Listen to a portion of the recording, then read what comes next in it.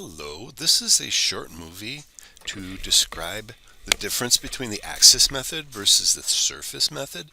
These are concepts that come up in your textbook, and your author tries to use them to explain topics. Well, I'm going to try to explain these two topics to you, differentiate between these two topics in this short movie. Our objectives for this movie are to differentiate between the axis method and the surface method for interpreting tolerances, and to differentiate between the axis method and the surface method for verification of tolerances. Okay, so how to interpret tolerance requirements. So how a tolerance requirement is interpreted affects how the compliance to that requirement is demonstrated. So material condition modifiers used in a tolerance affect how the tolerance requirement is interpreted, and ultimately how the part will get inspected for compliance to that tolerance requirement.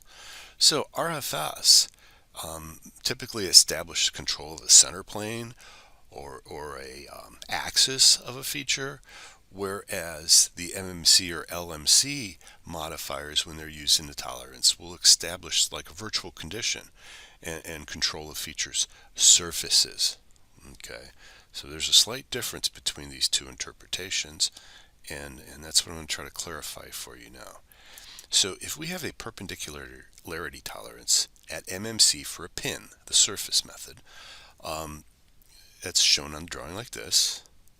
Okay, we have an MMC modifier here. We have datum A. We have a pin that juts out from datum A, and we have perpendicularity tolerance. Okay, so this perpendicularity tolerance creates a cylindrical tolerance zone. Okay, and that's what we're looking at right here. So what happens is we have a virtual condition here that's based on the maximum material condition, in this case the largest pin, allowable pin diameter, plus the tolerance. Okay, if this was a hole, we would have the smallest hole minus the tolerance, but this is an external feature, so we're taking the maximum pin size plus the perpendicularity tolerance to establish our zone.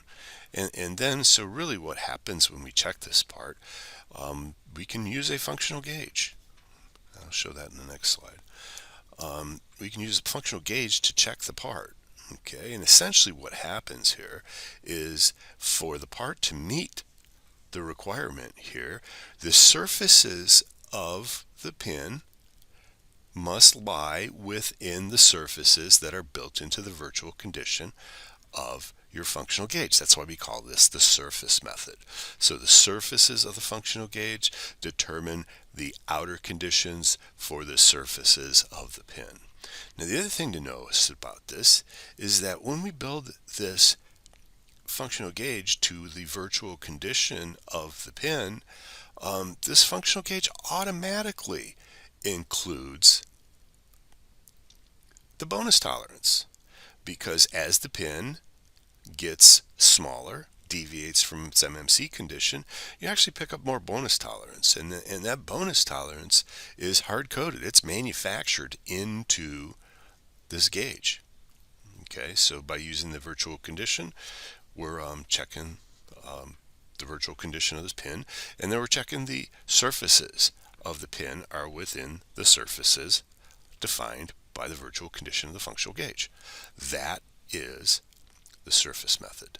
So let's talk a little bit more about the surface method. In the previous example, we illustrated the surface method of interpreting and inspecting a tolerance of perpendicularity.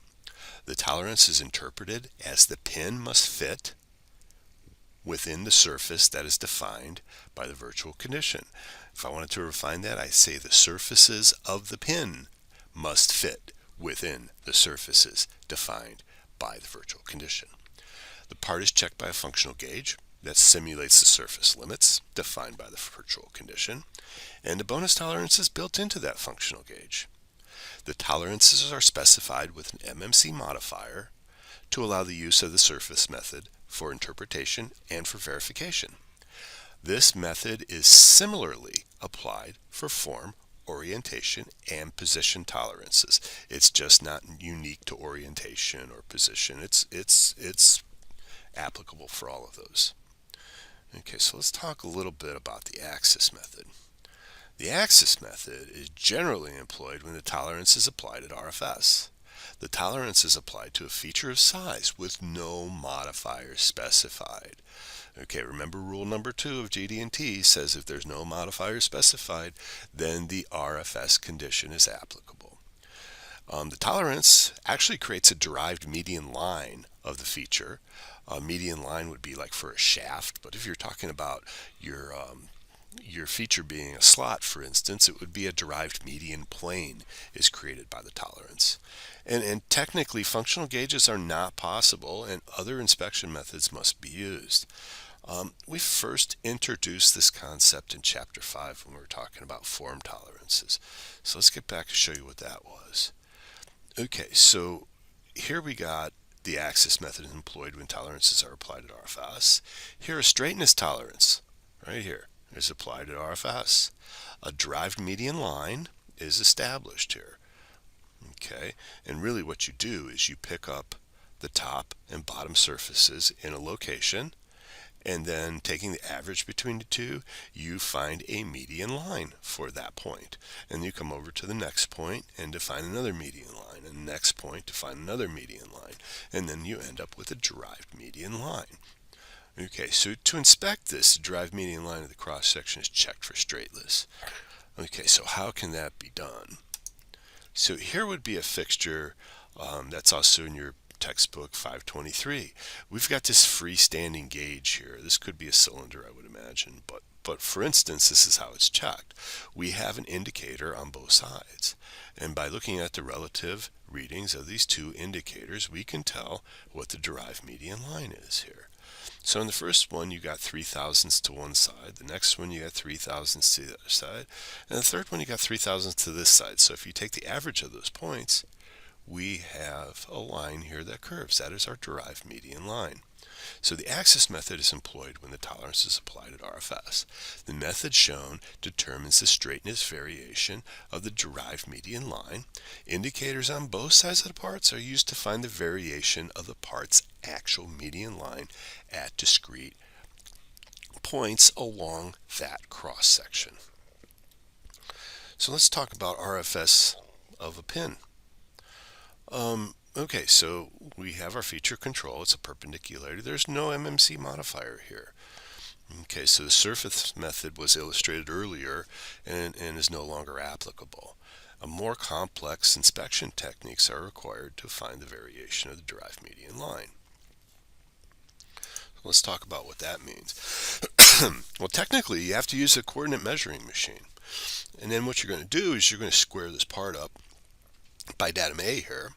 And then at various positions along the length of the pin, the CMM will probe the outer surfaces of the pin. By doing some calculations, the CMM can calculate what the center point is based on that probe of the full circular of the outside.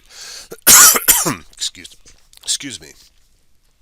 And then at a number of locations, it's probed along the length of that pin, and then the perpendicularity of the pin's derived median line can be calculated. Man, that's a whole lot more complex than building a functional gauge, and if it pops in, it's good. Okay, so I think you're beginning to understand the picture of why RFS is so complex to check. So let's compare this MMC to a slot. So we got a slot here. The slot is tolerance at MMC. Virtual condition is created. We can use a functional gauge to inspect that.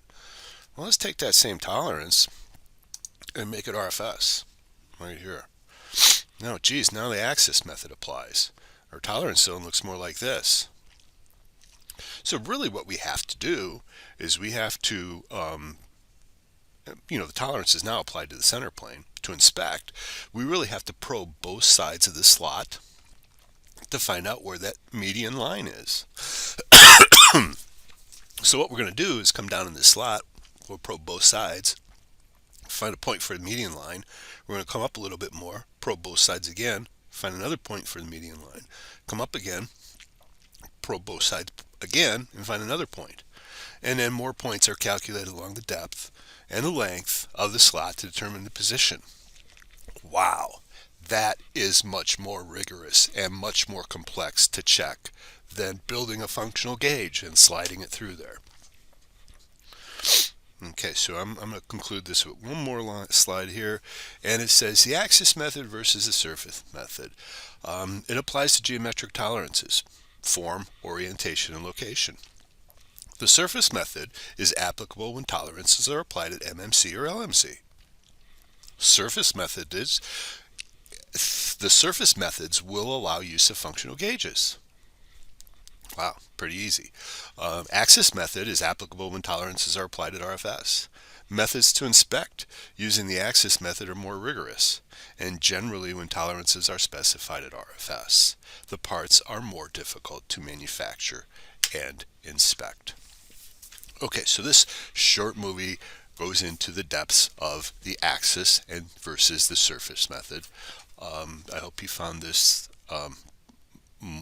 movie educational. Thank you.